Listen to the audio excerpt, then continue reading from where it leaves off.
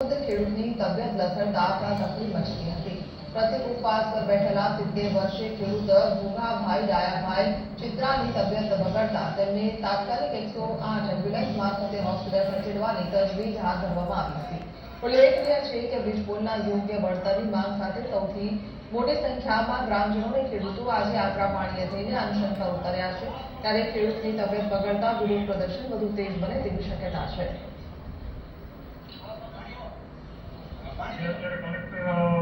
કૌભાંડ કરીને જતા રહ્યા છે જે 1500 કરોડનું કૌભાંડ એ અમારી જમીનનું કેવી રીતે વર્તન નથી કરી શકશે? એ ખુદ કૌભાંડી છે। એને સરકારે જો જેલમાં પૂર્યો હોય તો એ કેવી રીતના અમારી જમીનનું વર્તન નથી કરી શકશે?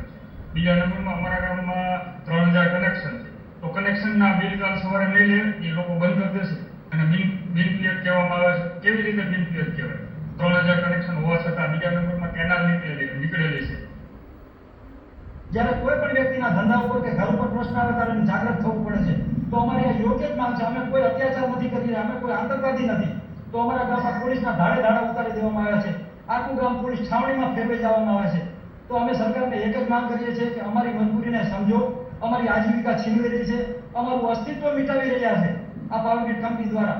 તો એક અમને યોગ્ય વળતર આપો અને અમારી યોગ્ય માંગને સ્વીકારો। ફઝલ જોડા, ફઝલ